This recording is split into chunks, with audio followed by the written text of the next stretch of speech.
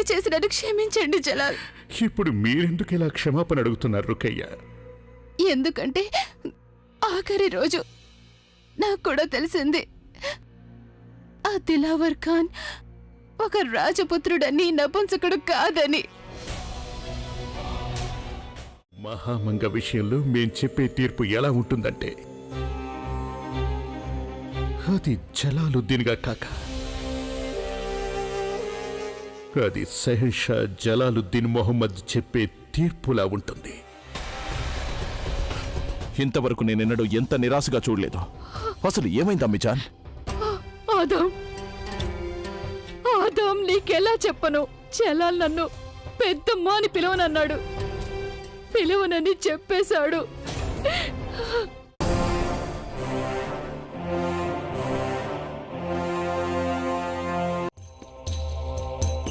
సంభాళించుకోవాలా? ఎలా సంభాళించుకోమంటావు ఆదాం నన్ను? జలాల్ నాకు కుమారుడు. ఆ జలాల్ని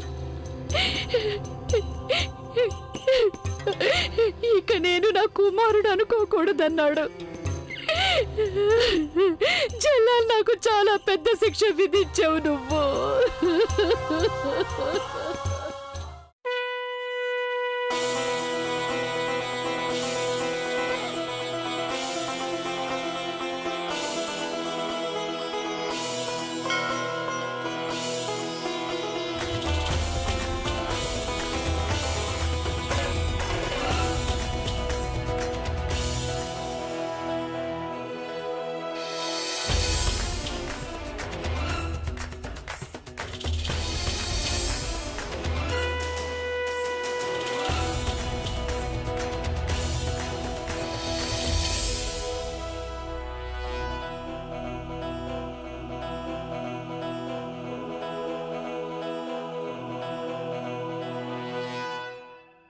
తను నిన్ను విడిచిపెట్టడు జోధాబాయ్.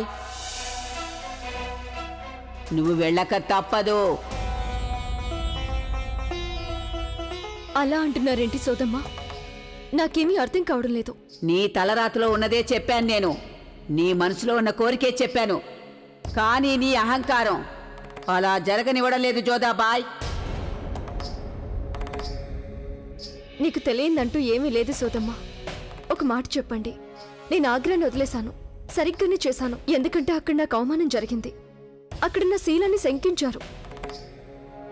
ఇక నేను తీసుకున్న నిర్ణయానికి గర్వపడాలి. కానీ ఎందుకో నా మనసులో అశాంతి చెలరేగుతోంది. నాకేమో నేనేదో చెయ్యకూడని పని చేసినట్టు అనిపిస్తోంది. ఓసి అమాయకురాలా, మనసుకి ఏది సరైంది ఏది కాదు అనే వాటితో పనుండదు. అలాగే ఇది కూడా అది పట్టించుకోదు. ఇది సాగుతున్న ప్రవాహం అందర్నీ తనతో పాటు తీసుకెళ్లిపోతుంది. నీ జీవితంలో ఎలాంటి మలుపు వచ్చిందంటే జోధాబాయ్, నువ్వు ఆ మలుపు తిరిగి తీరాల్సిందే. నువ్వింకెంతో కాలం ఆమేరులో ఉండబోవు, ఉండనే లేవు.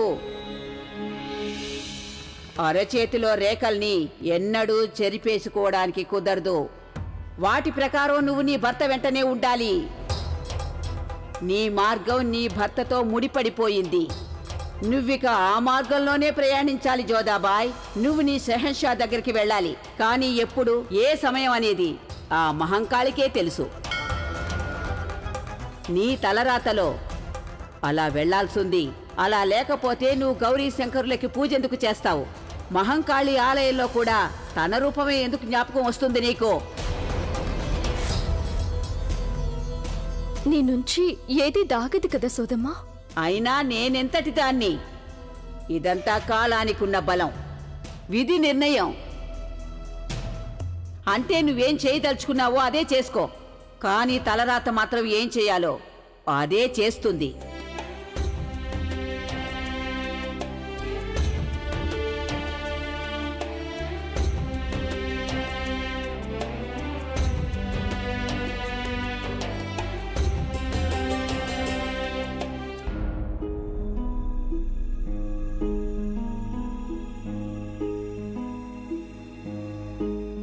ఒకవేళ ఆ వ్యక్తి జోధబేగం అన్నయ్య సుజామల్ అయి ఉంటాడా? జలాల్, ఆ వ్యక్తి కనుక సుజామల్ అయి ఉంటే జ్యోతా బేగం అది మనకి చెప్పుండేది కదా. స్వయంగా మా పెద్దమ్మే మా మనోభావాలతో ఆడుకుంది, మమ్మల్ని దారి తప్పించింది. ఇంకా అందువల్లే మేము మిమ్మల్ని శంకించాం జ్యోతా బేగం. మా వల్ల చాలా పెద్ద తప్పు జరిగిపోయింది. మాతో ఎవరేం చెప్పినా మేము విన్నాం, మాకు ఎవరేం చెప్పినా అదే నిజమని నమ్మాం. కానీ మేము ఎందుకు జ్యోతా బేగం నిజం చెప్పే వరకు వేచి ఉండలేకపోయాం? ఎందుకు మేము ఆవిడ మీద నమ్మకాన్ని ఉంచుకోలేదు? ఆవిడ ఎన్నడూ తప్పు చేయదని మేము ఎందుకు నమ్మలేదు?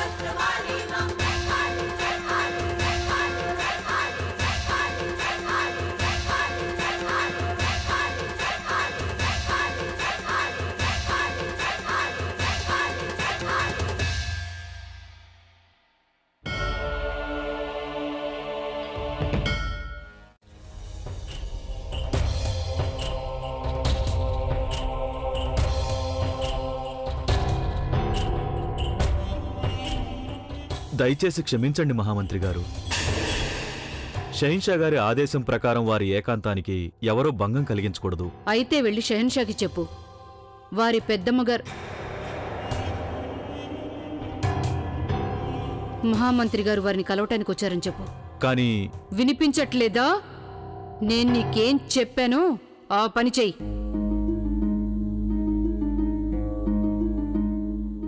షహీన్షా గారికి జయము జయము. మహామంత్రి గారు తమని కలవడానికి అనుమతి కోరుతున్నారు. మేం ప్రస్తుతం ఒంటరిగా ఉండదలిచామని ఆదేశించాం కదా. మేం వారిని కలవదలుచుకోలేదని వెళ్ళి వారికి చెప్పు. నానా జలాల్ మిమ్మల్ని కలవటానికి వచ్చింది మేము. తమరితో కొంచెం మాట్లాడాలి జలాల్. జలాల్ ఒక్కసారి వెనక్కి తిరిగి నన్ను చూడండి. జలాల్, నేను మీతో మాట్లాడాలని వచ్చాను. తమరు నాతో మాట్లాడండి.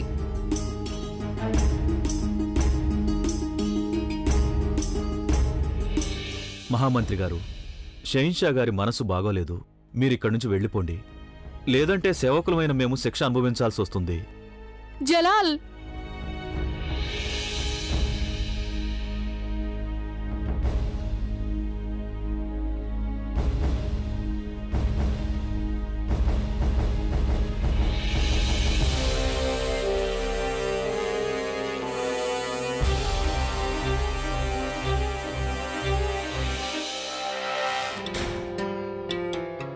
అంతా ముగిసిపోయింది. అంతా అయిపోయింది. నా సేవ, నా విశ్వాస పాత్రత, నేను చేసిన త్యాగం అన్నీ వ్యర్థమైపోయాయి. ఎవరిని నేను కన్నబిడ్డ కంటే ఎక్కువగా ప్రేమించానో, ఎవరికి నా కుమారుడి కంటే ఎక్కువ విలువిచ్చానో, అదంతా ఒక్క క్షణంలో వృధా అయిపోయింది. అంతా ముగిసిపోయింది. అంతా అయిపోయింది. అంతా అయిపోయింది.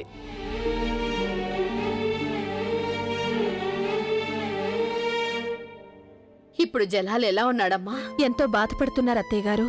మహామంగ చేసిన పని వారి మనసును ఎంతో గాయపరిచింది. అయిన వాళ్లు మోసం చేసినప్పుడు ఎవరైనా ఆవేదన చెందుతారు. నాకు తెలిసి జలాల్ చాలా తక్కువ మందిని నమ్ముతూ ఉండేవాడు.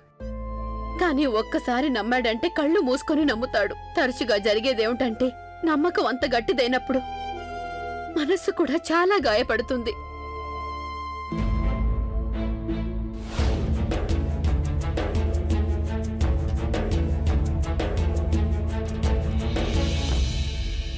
సలీమా, ఆ రోజు నేను మహామంగని దర్గా వెనుకున్న అడవులోకి వెళ్తుండడం చూశానుగా.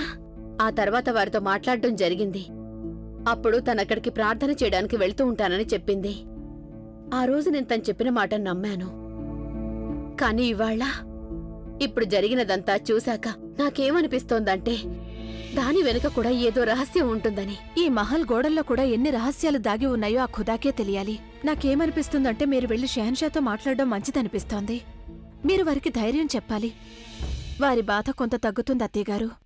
లేదు సలీమా బేగం, నాకెంతో నమ్మకం ఉంది. మీరే జలాల్ని ఇన్ని రోజులు జాగ్రత్తగా చూసుకుంటూ వచ్చారు.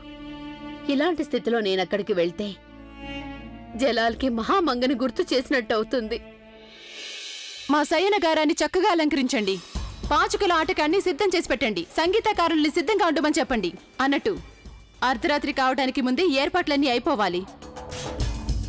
ఇవాళ షెహన్షా గారి మనసేం బాగోలేదు.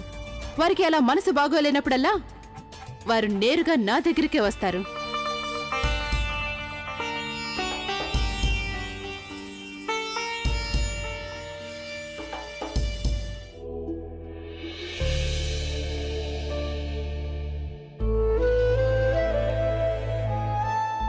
అమ్మీజాన్, మీరు అనుమతి ఇచ్చినట్లయితే మేము లోనికి రావచ్చా?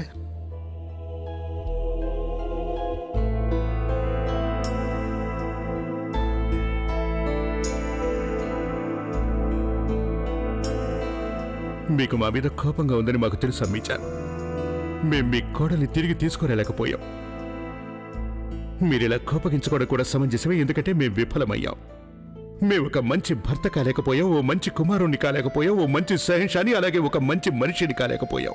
చాలు జలాల్, నువ్వు కుమారుడిగా నీ కర్తవ్యం నిర్వర్తించలేకపోవచ్చు, మంచి భర్తవి కాలేకపోవచ్చు. కానీ నువ్వొక సమర్థుడైన సెహన్షావి కాదని మాత్రం ఎప్పుడూ అనవద్దు. ప్రజలకిప్పటికీ నీ మీద నమ్మకం ఉంది. నీ మీద నువ్వు నమ్మకం ఉంచుకో జలాల్.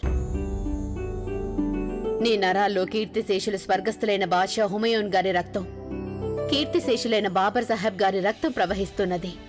నిన్ను నువ్వు ఎన్నడూ ఓడిపోయినట్టుగా మాత్రం అనుకోవద్దు. ఖైమూర్ వంశాన్ని సిగ్గుపడేలా చేయకో. నేను ఇప్పటికీ నమ్ముతున్నాను, ఒక షెహన్షాగా నువ్వు ఎన్నడూ వైఫల్యాన్ని పొందలేదు, ఇకపై పొందబోవో. నాకు నమ్మకం ఉంది. రేపు ఉదయం నువ్వు తీసుకోబోయే నిర్ణయం ఒక కుమారుడిగానో ఒక భర్తగానో కాకుండా ఒక బాధ్యత గల బాద్షాగా తీసుకుంటావని. తప్పక న్యాయం చేస్తావు. ఒకసారి న్యాయ సింహాసనంపై కూర్చుంటే అక్కడ కూర్చున్న వాళ్లకి బంధాలు ముఖ్యమైనవిగా అనిపించవు. కానీ ఒకటి గుర్తుంచుకో, మహం నీకోసం ఎన్నెన్నో చేసింది. నువ్వు షెహన్షావి. నీ నిర్ణయమే తుది నిర్ణయం అవుతుంది. నీ నిర్ణయాన్ని కాదనగల ధైర్యం ఎవరికుంటుంది? కానీ ఏ నిర్ణయం తీసుకున్నా అందుకు నువ్వు పశ్చాత్తాపపడే విధంగా తీసుకోకు జలాల్. చాలు రేషం, ఎందుకు ఏడుస్తున్నావు? రేపు మీకు శిక్ష పడబోతోంది. ఇన్నేళ్లుగా మీకు సేవ చేస్తూ వచ్చారు. కన్నీళ్లు కారకుండా ఎలా ఉంటాయి? షెహన్షా గారికి కూడా మీ మీద చాలా కోపంగా ఉంది. నాకు తెలుసు రేషం. జలాల్ నా మొహం కూడా చూడనన్నాడు. ఒకటి చెప్పనా రేషం, ఎప్పుడు ఎవరైనా వేరొకరి దృష్టిలో దిగజారిపోయినప్పుడు వాళ్ళు మళ్ళీ అక్కడి నుంచి ఎన్నటికీ పైకి లేవలేరు. నాకిది కూడా తెలుసు. జలాల్ నన్ను గతంలో లాగా గౌరవించడని కూడా నాకు తెలుసు. జలాల్ ఇకపై ఎన్నటికీ నేనేం చెప్పినా వినబోడు. జలాలికి ఎన్నడూ నన్ను పెద్దమ్మా అని పిలవడు. అవన్నీ తెలిసినా కూడా కొంచెమైనా బాధగా అనిపించడం లేదా? లేదే, ఎందుకంటే నేనసలు ఎలాంటి తప్పు చేయలేదుగా. నేనసలు ఏ తప్పు చేయలేదు.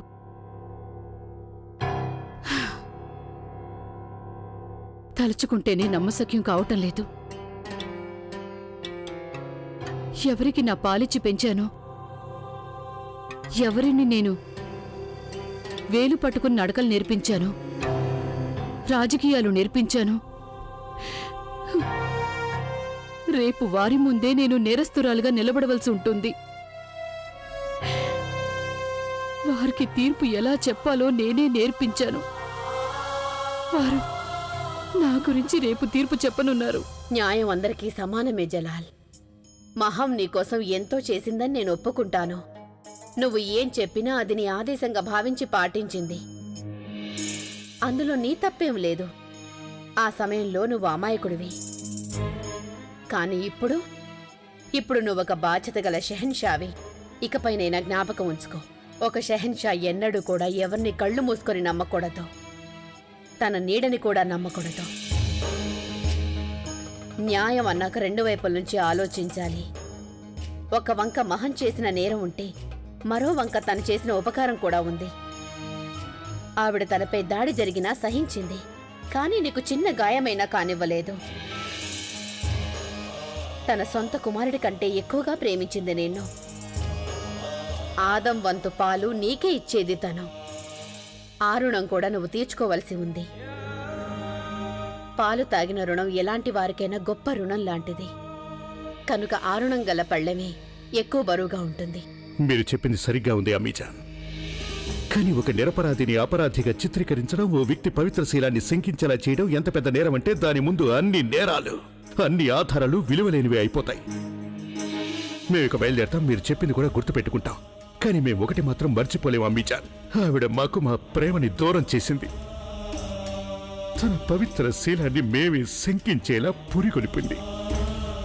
అంతేకాదు, మాకు ఒక మనసుందని, మాకు హృదయం ఉందని మేము తెలుసుకునే వేళకే ఆ హృదయం మీదే దెబ్బతీసింది ఆవిడ.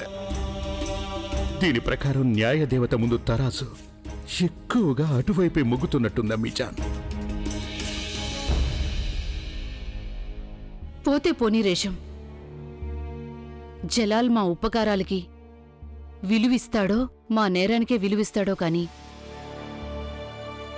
నేను ఎలాంటి పరిణామాన్నైనా ఎదుర్కోవడానికి సిద్ధంగా ఉన్నాను. ఎందుకంటే నేనెన్నడూ ఏ తప్పు చెయ్యలేదు కనుక నాకెలాంటి విచారమూ లేదు. వద్దు రేషం, కంగారు పడకు. రేపు పరీక్ష ఎదుర్కొనేది నేను కాదు,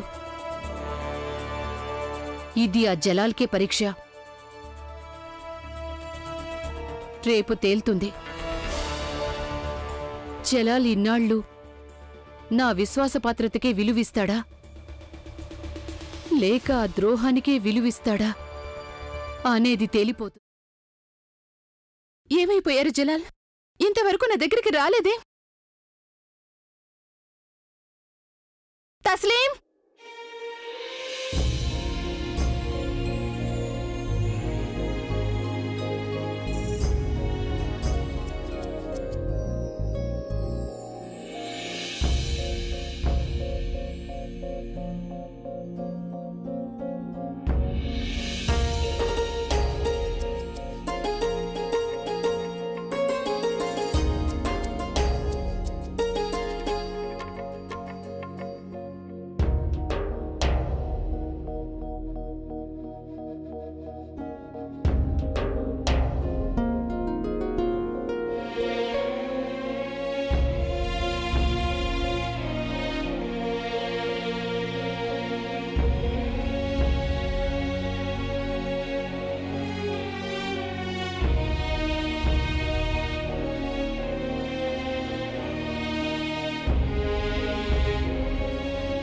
షెహన్షా మీరా?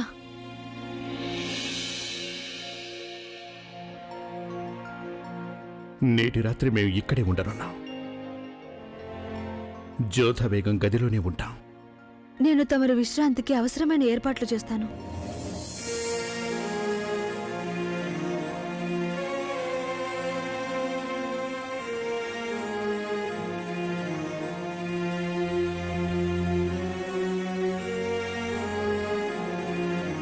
షెహన్షా గారికి జయము జయము. రాజమాత మహారాణి గారు తమరి కోసం ఇది పంపించారు హుజూర్. అదేమిటో చూపించు.